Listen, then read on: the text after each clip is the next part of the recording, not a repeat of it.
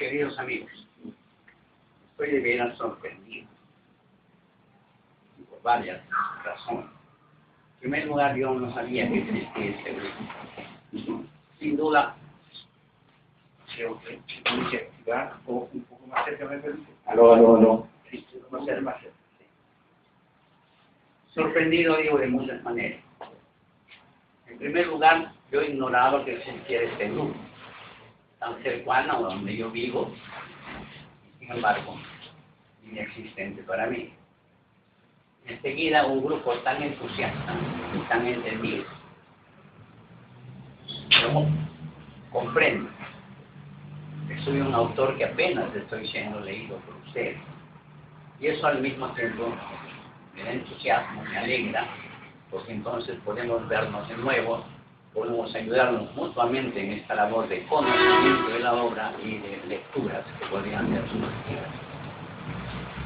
Sin embargo, el arte y la literatura es tan viejo, está tan ligado incluso a mi infancia, que evidentemente me satisface el hecho de que en un pedazo de Miraflores, en la calle exacta donde vivía mi gran amigo Sebastián Salazar Ponce, pues tengan ustedes reunión. A veces uno pasa delante de los garajes, de los galpones, y ve, oye algunos ruidos, uno no sabe de qué será.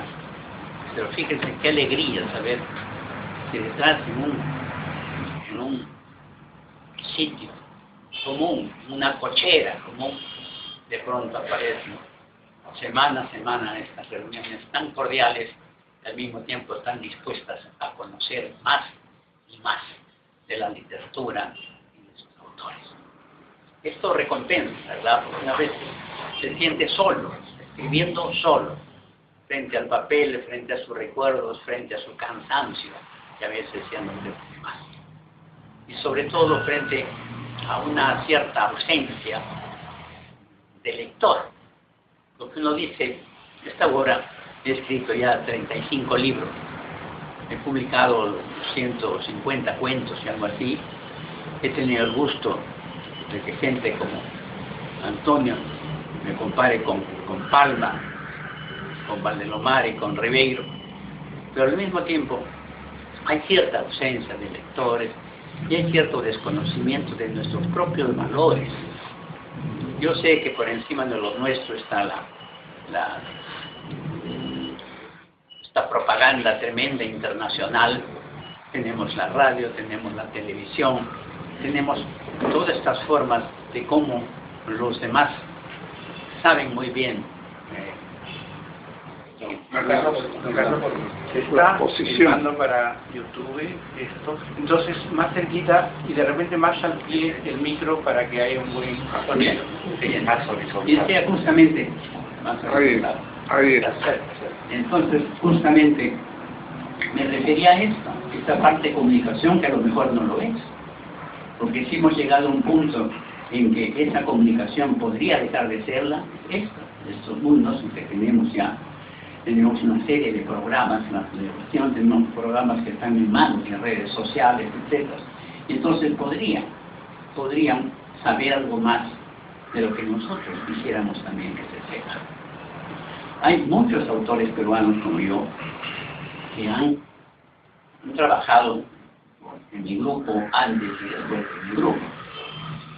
Yo vengo además de la Facultad de Medicina.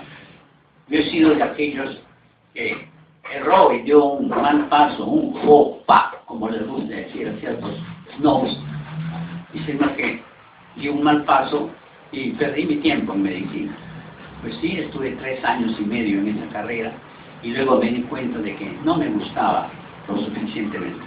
Había quedado deslumbrado yo ante el espectáculo de la anatomía y la disección del cuerpo humano, realmente absolutamente asombrado, y al mismo tiempo yo pensaba pasar a los otros esferas ya sin el mismo cuerpo, sino sobre psicología, incluso sobre las enfermedades, sobre procesos como el sueño, etcétera, etcétera. En este tiempo leemos mucho a Freud y a todos sus discípulos. Pero sin embargo, había otros momentos en los cuales yo estaba como rodeado de nadie, ansiando de que a uno lo conociera. En mi familia yo era el único que le gustaba las letras. Y entonces tenía que defender mi espacio. Me di cuenta, sí, en el tercer o cuarto año de la Facultad de Medicina, o sea, en segundo año de Medicina, porque primero hay que seguir 2 años de TEC médica y luego 2 de Medicina. Casi al cuarto año, en el mes de septiembre, me di cuenta que yo realmente, aparte de la anatomía, aparte de ciertos procesos que derivan de cuestiones psicológicas y filosóficas que todavía no estaba yo preparado a convencerme y a entender, aparte de eso, no había mucho que me gustara. Pasar al laboratorio, pasar a los microscopios y revelar que yo tenía cierta miopía, que tenía primero que curarme antes que volver a clases, todo eso me empezó a disgustar. Y luego, por otro lado, me di con que otros muchachos, compañeros míos, cumplían todos los deberes con tal naturalidad extraordinaria. Todo les parecía soportable. Por ejemplo, a mí me parecía feo, monstruoso, increíble, que una facultad de medicina dividiera en 2 grupos, de la A a la M y de la M a la Z. Pues uno se trabajara duro, de la M a la Z, trabajamos hasta las 9 de la noche, así, preparando nuestras piezas anatómicas, disecándolas, luego volviendo a colocar el fascículo muscular por fascículo muscular en el sentido de viva, etcétera, cubierta por la piel y por otras, y luego cubierto por tela y protegido por el formol de una gran cubeta. Y de pronto al día siguiente, cuando íbamos para recoger a presentar nuestra labor al jefe de prácticas y recoger nuestro calificativo, nos damos que la pieza no existía. Los señores de la A a la M, ¿no?, que entraban a las 7:30, 8 de la mañana, pues hacían lo que querían y escogían muy bien, tenían tiempo para hacerlo, escogían muy bien las mejores piezas y las presentaban como suyas. Y sobre eso hacían firmar, los jefes de prácticas hacían firmar sobre estas telas húmedas de formol, y hacían firmar, poner su firma, como que la obra ya había sido chequeada, ya había sido vista. Y bien, y cuando uno regresaba por la tarde, decía, esa pieza es mía, no había cómo ocupar, porque si no, había que seguir, ¿qué debía? Un proceso, primero vulgar y otro judicial, y eso quién lo iba a seguir, nadie. Pues todo esto cansaba, y cansaba además la situación moral, y uno de ellos era hasta hijo del ministro de Salud, que tenía un coche, seguramente un coche oficial, y él lo usaba llevando a los jefes de práctica. A la hora del almuerzo se los llevaba al chino, con unos amigos y todo, y los convencía. Entonces era el rey que ponía los calificativos, distribuía todo eso.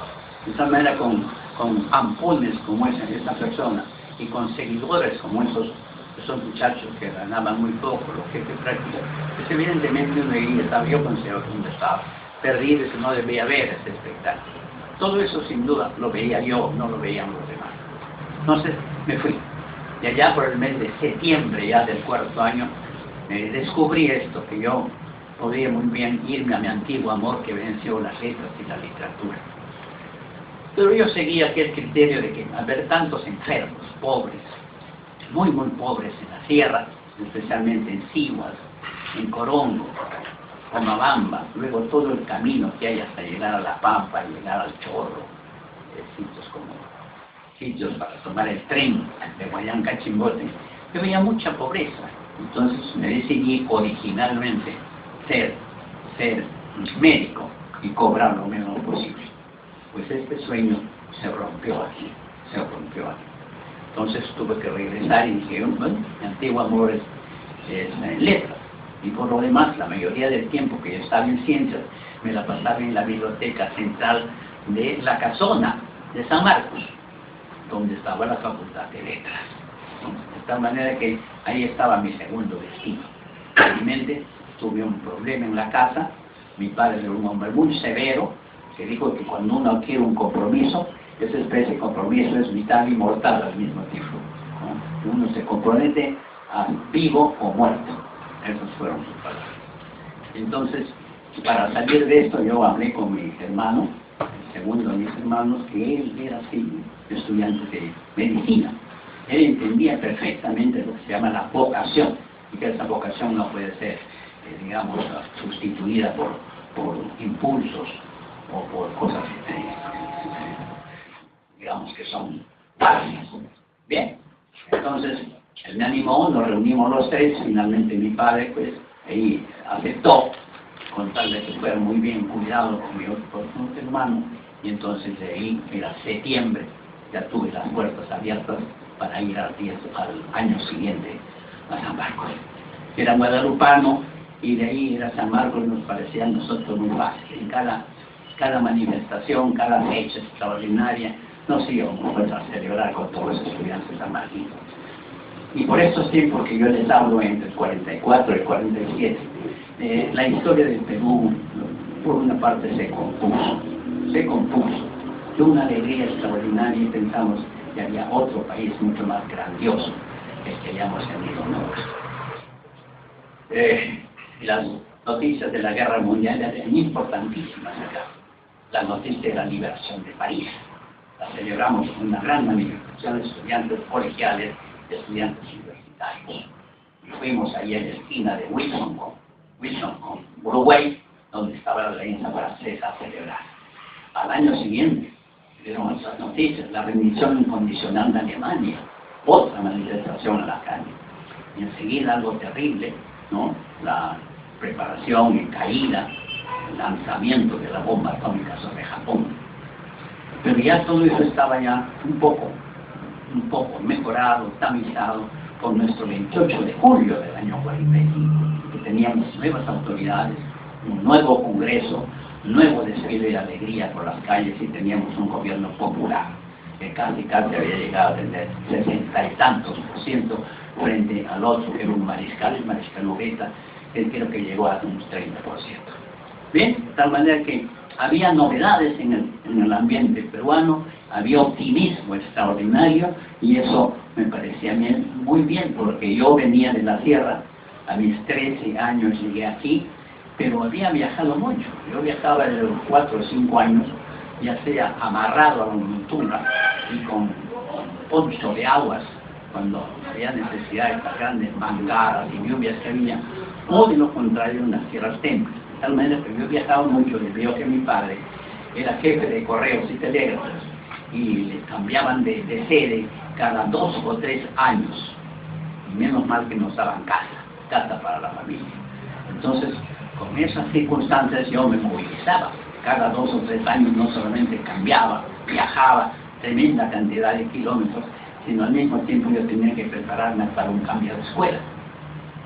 Cambio de amigos, o de supuestos amigos, y cambio de enemigos, porque uno en cada nuevo colegio donde entra siempre se hace de amigos, y hay otros que se creen que sencillamente porque uno tiene buenas notas ya es enemigo de esa persona. Yo sufrí mucho en eso, era el más pequeño del salón, y había un grandazo que incluso yo tenía que correr en los recreos, en la plaza de Armas, a la casa de mi abuela, y sacarle de ahí los panes recientes que habían en el horno y llevárselos a para calmarlo, ¿no? Pero no se calmaba con nada, ¿no? Con golpes, etc. Hasta que encontré, sin darme cuenta, encontré el método más extraordinario para derrotarlo, ¿no? Que era cada 2 meses o que sea, damos una especie de pasos, y ahí el profesor me daba un papelito de contrabando, y ahí tenía mi 19 o mi 20. Pues realmente enseñándole solamente 2 veces esos papeles, pude derrotar a este enemigo mío. Y era un curioso enemigo que tenía yanques. Teníamos amigos en la sala de clases que tenían yanques, no tenían todavía zapatos. O sea que nosotros estamos junto con los criollos, los hijos de los indios y todo, en una especie de cambio, de mezcla de razas y de procedencias. Bien, y después de ahí ya tuve que pasar a otras escuelas, tuve que ir a Corongo, por ejemplo, a la segunda tierra de él, y Corongo me pareció muy hermoso, es en la cúspide de una carretera que se llamaba Culebrilla, no iba así, porque evidentemente no se podía ir paralelamente. Entonces está Culebrilla y llegábamos ahí una especie, una colección de cerros oscuros, azules, pardos o negros, y al centro había como un jardín, un pequeño jardín de flores, y estaba el pueblo ahí. Y ahí estuve 6 meses, un frío extraordinario, pero al mismo tiempo ahí fragué una novela, se llama Los Ingas, una novela que me sirvió de mucho, porque coincidió el año 51 con el 4º centenario de la existencia de la Universidad de San Marcos, el 4º centenario. Y entonces ahí hubo un premio de literatura, y presenté Los Ingas y lo saqué. Y el año 52, modifiqué un poco el libro, lo presenté al Premio Nacional Ricardo Palma, y también saqué mi Premio Nacional. Pero solamente 3 años después del 55 pude publicar esa novela, Los Ingas. Entonces para mí es una mimada y que demuestra los grandes influjos de Joyce y de Faulkner que había en su estilo, pero al mismo tiempo quería yo concederle una especie de aura trágica a las cosas que sucedían ahí, porque todo estaba envuelto en hipocresías, estaba envuelto en mentiras. Se acusaba a los jóvenes limpios del pueblo, se acusaba de no serlo, se acusaba de apristas, se acusaba de gente mala que había estado ya en prisión, que estaba buscando el peligro, la negrura, la negatividad para el Perú, cuando era justamente al revés. Los remanentes, las autoridades remanentes eran las que había dejado parado, y eso sí eran un peligro, pero aquí estaban en mayoría. De tal manera que todo esto me hizo pensar en un Perú trágico, hermoso, brillante en su paisaje, pero al mismo tiempo trágico porque estas relaciones humanas eran contradictorias. Lo bueno resultaba ser malo y lo malo era consagrado. De tal manera que con estas cosas, pues a seguir viajando, a seguir aprendiendo en el colegio y a seguir progresando en todo lo que yo quería. Tuve suerte. Llegué a Tarma, por ejemplo, y entonces ahí tenía un profesor llamado Erasmo Carpe, y él había aprendido en las escuelas Berlitz de Londres, había aprendido inglés, puro inglés, por correspondencia. Y entonces ahí resulté yo su alumno.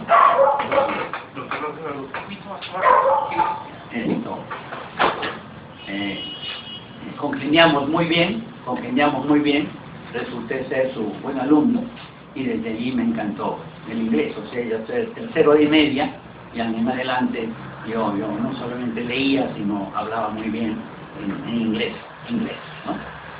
Ya después pasé aquí a Guadalupe.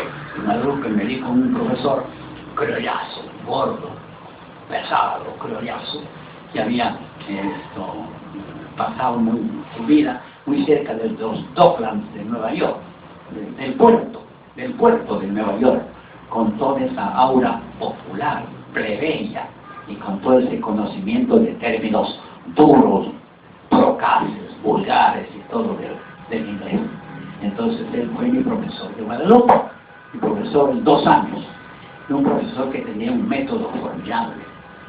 Nadie se sienta aquí, todo el mundo de pie, todo aquel que se llame el apellido desde la A a la Z de pie, aquí de izquierda a derecha todos, de la A hasta la Z, y ahí nos bombardeaba con preguntas que nosotros teníamos que traducir en una forma inminente, como si fueran disparos.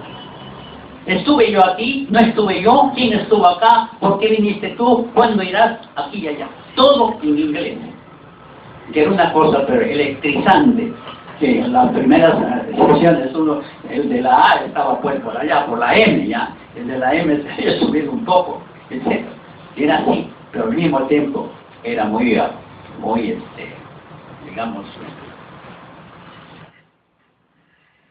muy positivo todo esto, porque lo enardecía y por otro lado le picaba la atención, la memoria, la vivacidad que se tiene, y para luego la habilidad para sonidos extranjeros y todo. De tal manera que este fue el ambiente de mi educación secundaria.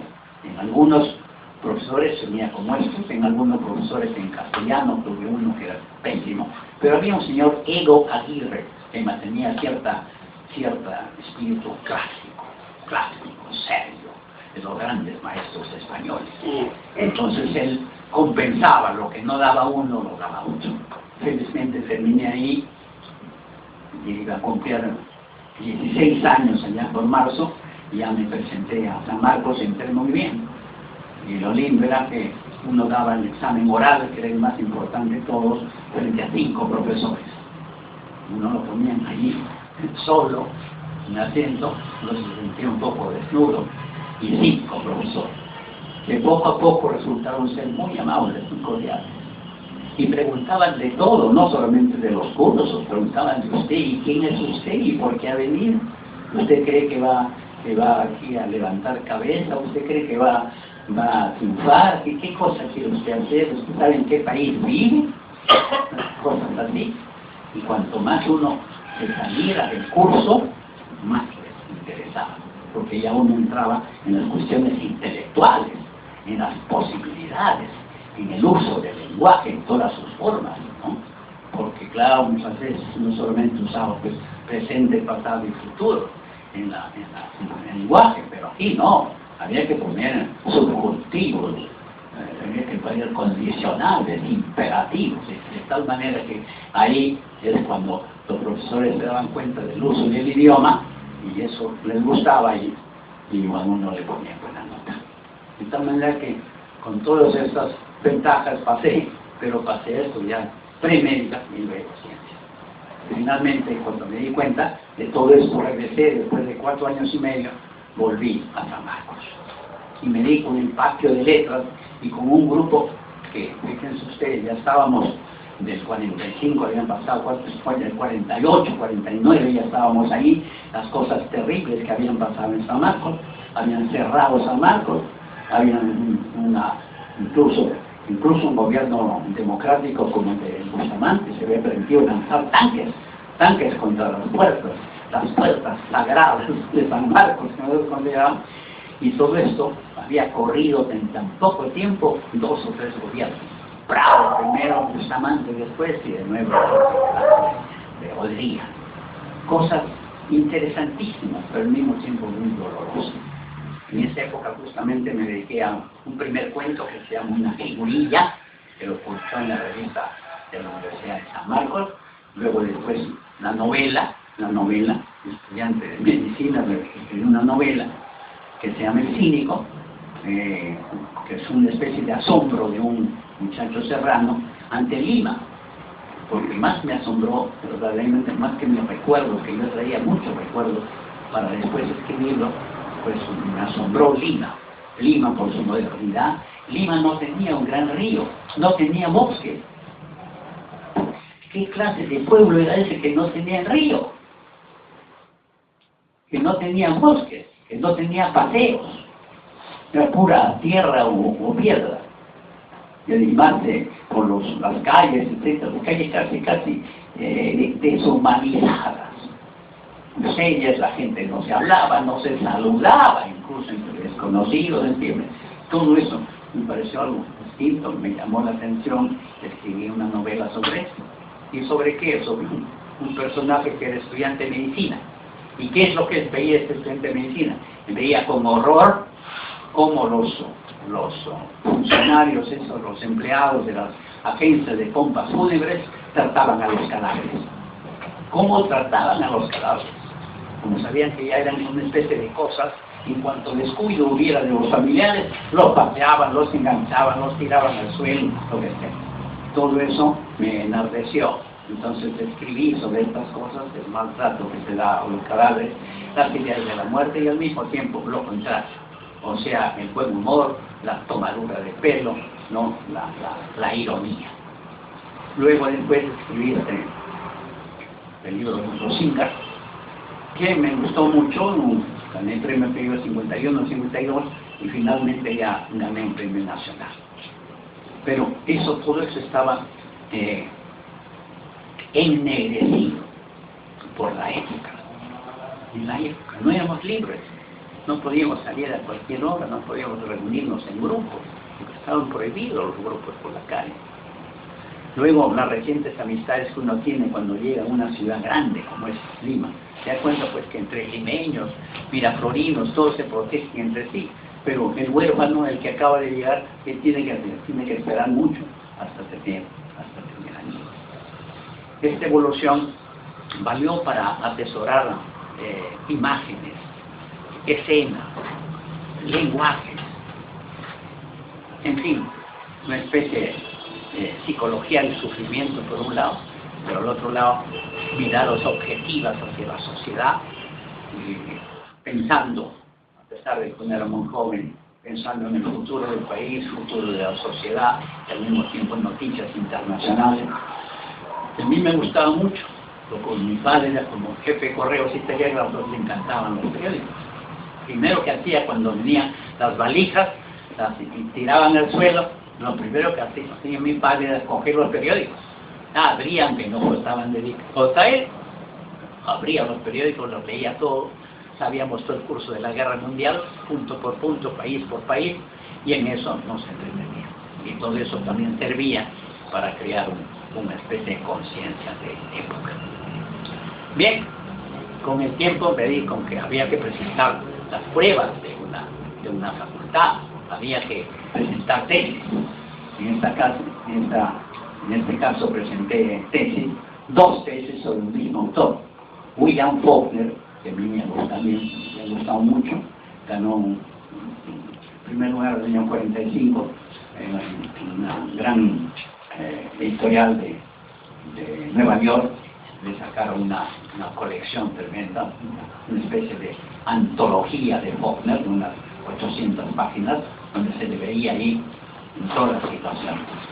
Entonces ahí la popularidad de él, que se había ganado mayormente en los círculos especiales, los círculos más cultos, y luego la lectura que se tuvo de Faulkner en París, así como Edgar Allan Poe había tenido un éxito formidable en París antes que en Estados Unidos, aquí también Faulkner tuvo un gran éxito en París, y gente como Jean-Paul Sartre o gente como André Malraux, que después fue ministro de Cultura, o un gran traductor como era Maurice de Wanro, a través de ellos muy bien se hizo conocer William Faulkner.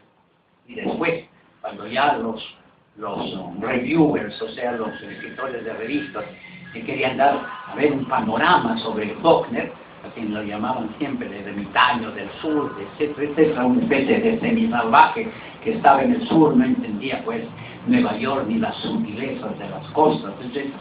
Pues entonces se dieron cuenta que este hombre sí valía la pena, valía extraordinariamente la pena. Y ya en el año 45 había publicado él como unos 10 o 12 novelas muy distintas, y era un experimentador de estilos, contraste de personajes. Estaba siempre él buscando aquello que significara algo, una vinculación con la tragedia griega incluso, y no le tenía miedo a este tono griego, duro, salvaje, extraordinario. Y todo esto me encantó. Viajé a Estados Unidos, me dieron una beca, y con la primera beca hice mi primer libro sobre él, recogiendo todo lo que en castellano se hubiera llegado al libro. Y ya la segunda tesis la hizo sobre toda la bibliografía que pude conseguir en grandes universidades norteamericanas, donde también al mismo tiempo conseguí revistas francesas que habían sido pues las que habían levantado el ánimo en el pasado de Poe y en el presente ahora de Faulkner, que también se preocupaba mucho de Dos Pasos y de Ernest Hemingway.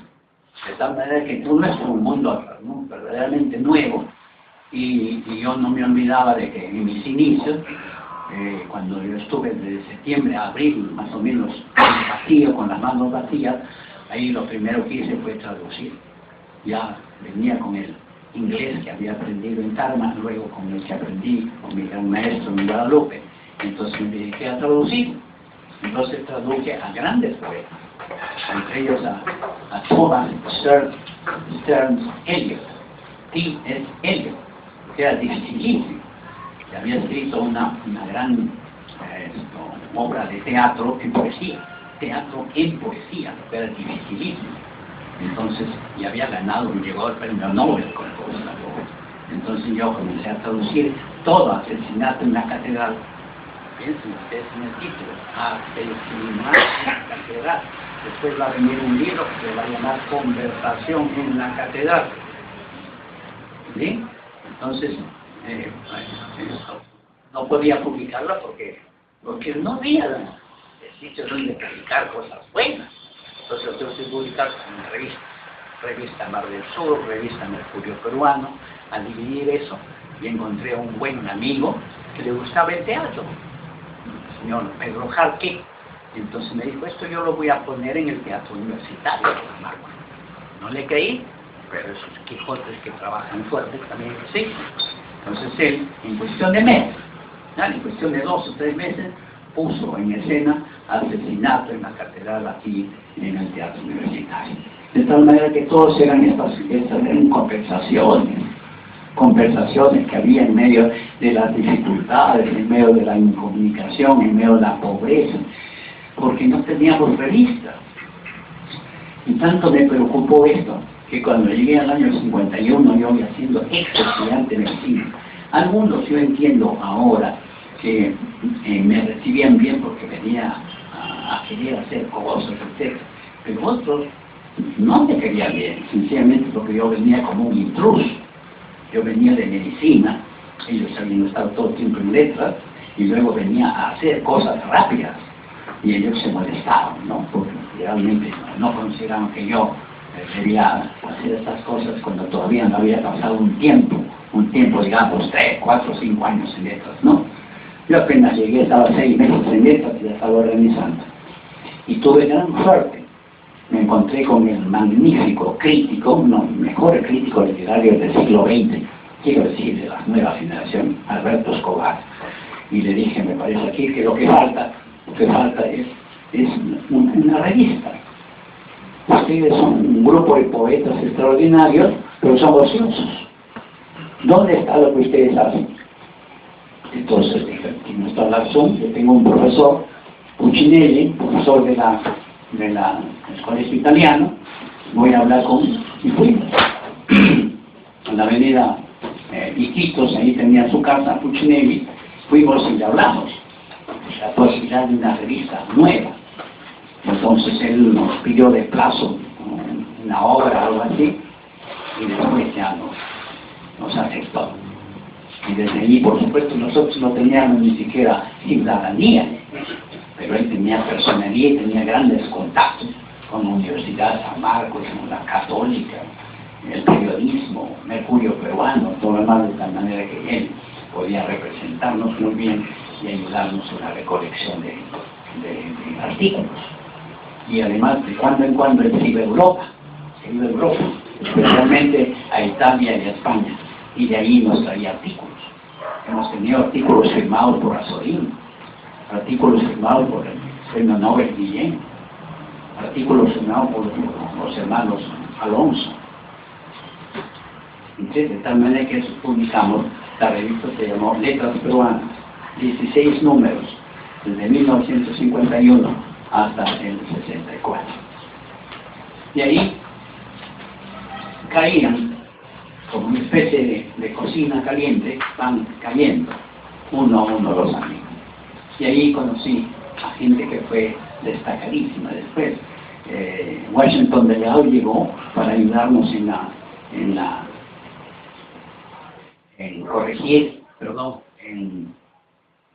dar noticias de los nuevos libros.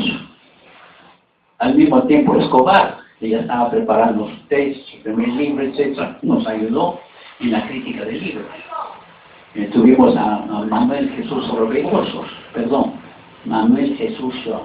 Vaquerizo, de Huancayo, etc., estudiaba en la Católica también, en esa sección.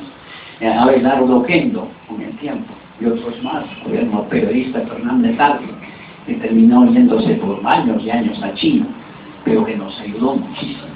Y desde el año 51 en adelante sacamos pues no solamente artículos importantes, y nosotros les damos las primeras páginas no a nosotros mismos, jamás nos pusimos nosotros en la primera página.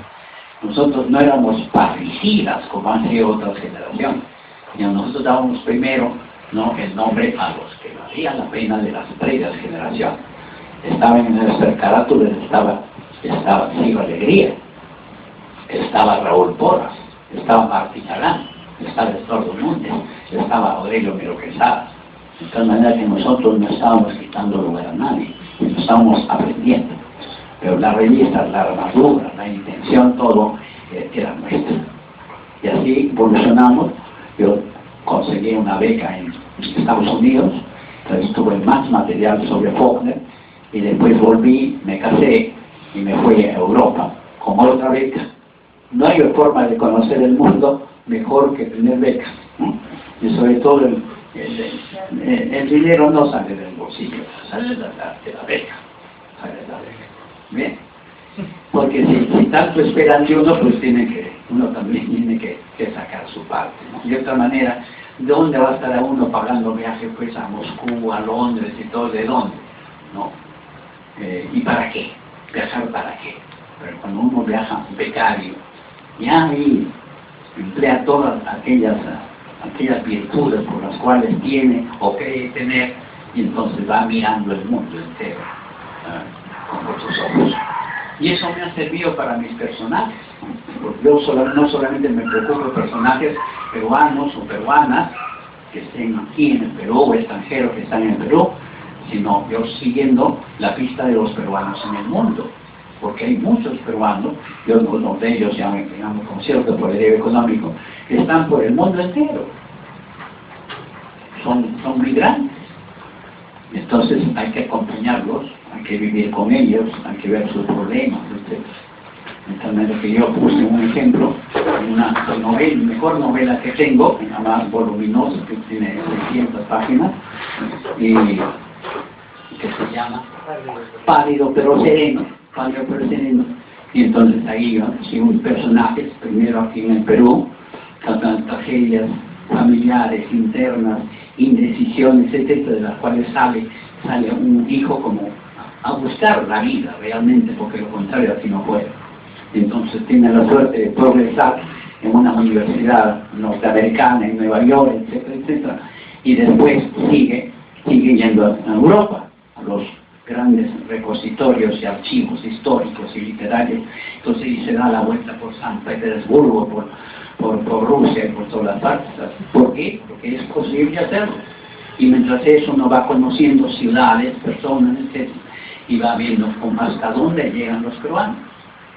Y es un ejemplo, que había una diáspora peruana enorme que está abriéndose hasta ahora mismo. De tal manera que estos personajes son nuevos que no habían sido considerados, los peruanos que están afuera en el mundo. Y por lo demás, en cuanto a lo que me he preocupado yo es de mis personajes. Muchos preguntan por qué esos personajes femeninos son tan importantes. Porque yo les daba una doble importancia. Cuando uno es hombre, es muy difícil que uno pueda traducir toda la intimidad femenina, e incluso toda la apariencia femenina, los gustos femeninos, es muy difícil. Pero entonces eso se gana con atención. Hay que atender mejor, hay que observar, no a una mujer una vez, ni dos, sino 10, 20, 30, sus ademanes, su voz, todo lo demás. Y luego hay la cercanía de estos sexos contrarios que se atraen tremendamente, esto aprovecharlo desde el punto de vista intelectual. Y así se admira personajes femeninos. Y yo me preocupaba incluso de los de mi región. Desde niño he sabido mirar o oír sobre personajes femeninos valiosísimos de la región del departamento de Ancash. Por ejemplo, hay una familia Phillips que a consecuencia del levantamiento de Trujillo también se levantó en Huaraz. Los Phillips, por supuesto, pero condenaron a muerte, los fusilaron y todo lo demás. Pero la esposa quedó la esposa. A mí me interesaba la esposa, sus recuerdos, su apariencia, sus viajes, su significado, todo eso, y de ahí salí bien. O si no, el caso de esta, como han leído estos señores que han salido acá, sobre el terremoto. El terremoto es una historia viva. El terremoto inmenso duró pues un día, digamos, el 30 de mayo del 70. Pero eso dura una historia. Eso durará un siglo o dos o más. Entonces de ahí le saco una serie de consecuencias. Yo le he creado ese libro, Pálido pero Sereno, como un homenaje a Ancash. Y al mismo tiempo un homenaje al hombre peruano, al hombre indestructible peruano, que tiene una serie de problemas y de accidentes y de avalanchas por la cabeza. Es decir, tiene 1000 cosas para sentirse agredido por la sociedad y por la vida. Y sin embargo, se domina, se levanta y puede muy bien triunfar. Mis cuentos y novelas tratan de eso, del esfuerzo humano por superar la tragedia.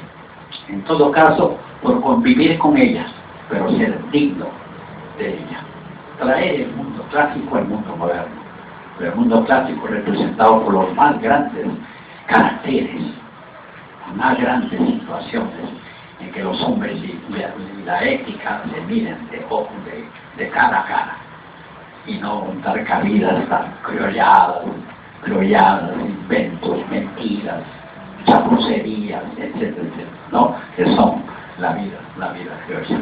De tal manera que así le he tratado de dar cierto tono serio, dramático, a veces trágico y a veces muy burlón y satírico, para tratar de ver este mundo que es tan difícil de describir, pero al mismo tiempo que es un mundo pujante que uno ve que está en ese ascenso.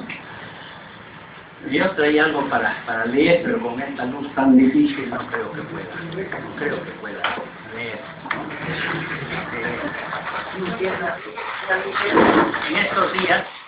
En estos días he cerrado un contrato con una editorial llamada San Marcos, pero que no es de la universidad, de un señor Aníbal Paredes. Entonces, ya voy a terminar, será cuestión de unos 5 minutos, nada más. 5 minutos. Entonces, hemos quedado en publicar los 3 tomos y pico que tenía yo en libros muy gruesos, muy pesados, muy caros. Pues lo vamos a convertir en libros pequeños, libros máximos de 10 soles, y con 100, 150 páginas cada uno. Y vamos a comenzar por unos cuentos inéditos que se llaman cuentos extraordinarios y brevísimos, ¿no?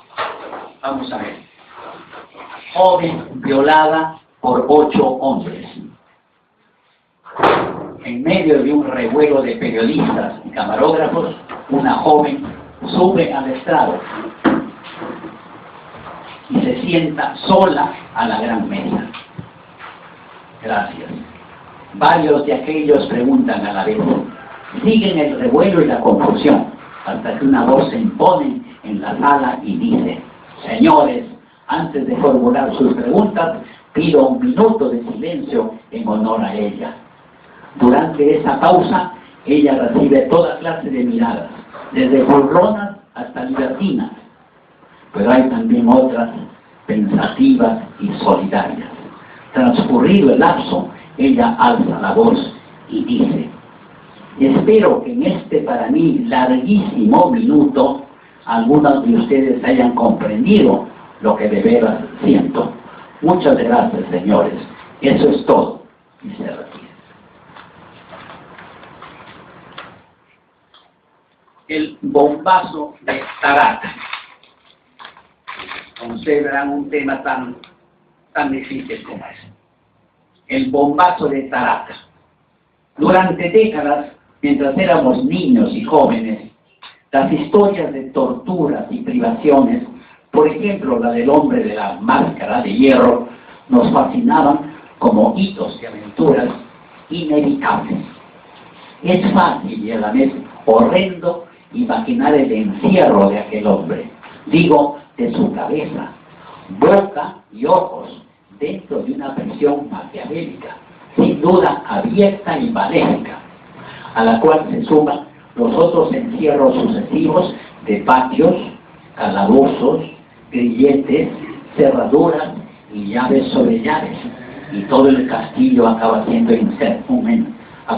un encierro específico para los brazos, dedos, piernas y sobre todo para el corazón, que el enemigo busca destruir.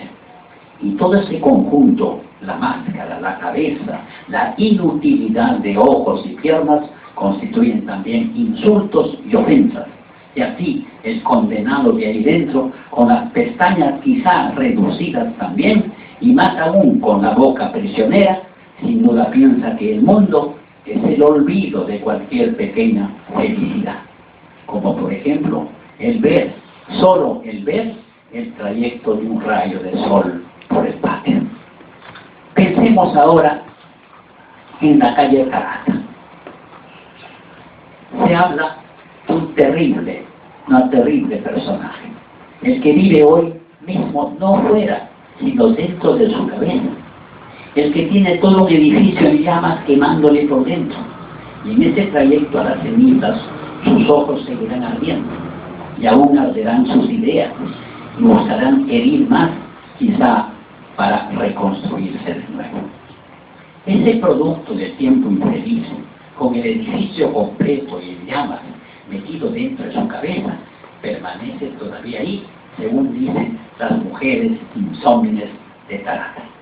Sí, el edificio rojo ha empezado a ser dibujado en las escuelas, y si bien algunos alumnos han logrado figuras notables, lo difícil será cargar todo el edificio crepitante y meterlo en la cabeza, que se ha creado ya una nueva forma de poder. Y luego quisiera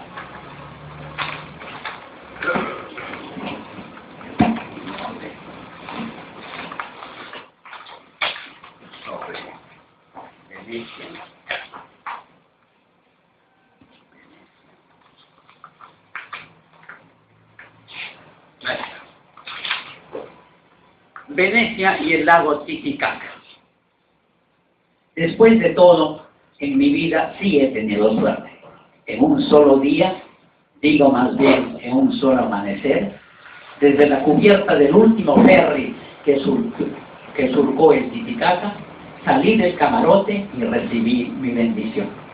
Vi lo que parecía un mar de esmeraldas, de joyas hechas de agua azul y de niebla, en una exacta proporción, para llegar al límite sin límite, para entender en un segundo que el hombre podría pasar su vida averiguando qué paraíso era ese, qué lejano, solitario y feliz se hallaba uno en ese infinito vaivén de esmeraldas, bañándose en el aire, después esperando el sol, que al fin cuando salía, lo subrayaría todo. Solamente haría eso, subrayar lo increíble, abrigar la mañana, a fin de que el hombre continúe feliz, así fuese por última vez. Serenándose un poco, uno veía al fondo el cerco de montañas, unas de nieve blanca y otras azules o pardas. Qué suerte el ser hijo de las montañas y visitar el agua madre, el lago madre. Por el camino habíamos visto decenas de lagunas hijas y nietas de esa madre. Creo o sueño que cuando viajé a Europa llevé ese mundo conmigo, y de pronto al llegar a Venecia y a sus increíbles espejos, por encima de los cuales surca diariamente el hombre, tomé en una mano el recuerdo del Titicaca y lo anudé con esos espejos, visiones, mares y lagunas de Venecia, y ahí quedaron ambos para el asombro del mundo. Así, cuando me llegue el dolor, este tardará todavía un trecho antes de romper la coraza de agua, de niebla y de esmeralda.